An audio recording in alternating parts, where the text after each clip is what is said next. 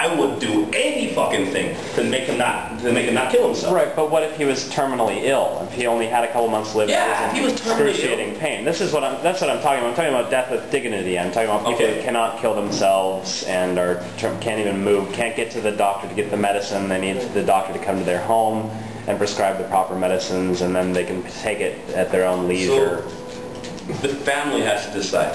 Really, the family. I shouldn't be up to the family, but that's what it comes down to. I had a friend in high school. His name was what was his name? I forget. He was Indian, and he was a nice kid, man. He got hit by a car, and a drunk driver, taxi driver, got hit by a car. Mom couldn't let go. He was dead. He was brain dead, and there was no brain activity happening, and she kept him on the machines for a long time, keeping up the lungs pumping, keep the heart beating, and she kept them on the machine for a long time. And the husband the whole time was just really trying to convince us, "You gotta just let him, you gotta let it go." But I mean, that is also, in a way, assisted suicide. I don't know if that really counts as assisted suicide, pulling the plug or not. It's not really suicide because we're already keeping him alive. But anyways, family. But my question was, in whose interest is it for people to not have death with dignity? Family members. Family members. But is it not in some political or religious? Oh yeah, of course. I mean, well, yeah, in religion. People that want to make money. Exactly. Drug companies. Yes. Right. I think that's an incredible thing to look into. No, I want to listen to what Carrie said. Continue. No, I don't want to go as far as you say. But that's exactly what I'm talking about. Western medicine, they are making money, and it keeps to keep a person on a ventilator, and all the hospital staff that has to be. I mean, these are high-need patients that are completely comatose and are not. But that, that costs a lot of money. That hospital's earning more money from that person than the person who comes in.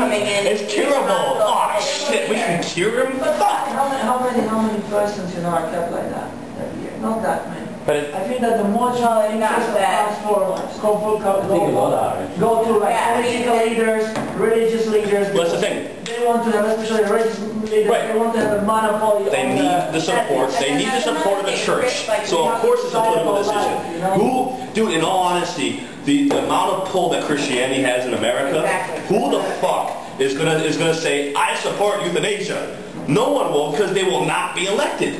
No one will. Except in Japan. Well, in Japan there's 65% atheists, so who gives a shit what we say about it, And there's also a huge life insurance policy that comes out from dying. There's a huge life insurance policy that comes out from committing suicide, so yeah, let's keep it going, in all honesty. The Japanese government is kind of recognizing the fact that it's a problem right now. I mean, there's the third highest consistent occurrences of suicide. But what's the first and the second?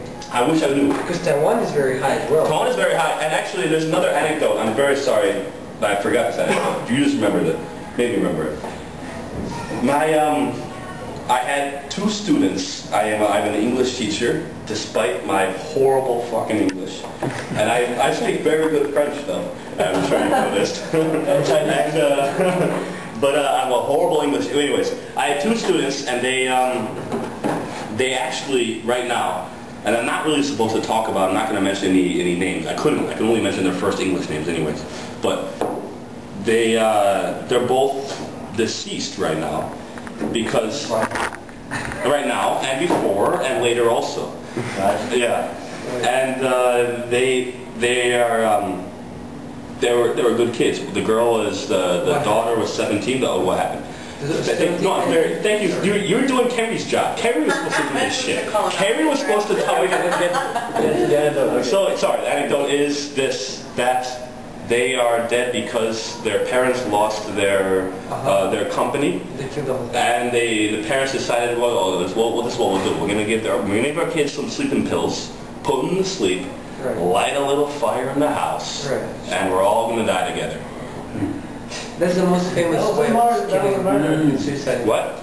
Well, it's double. It's homicide. It's homicide suicide. This is not the suicide.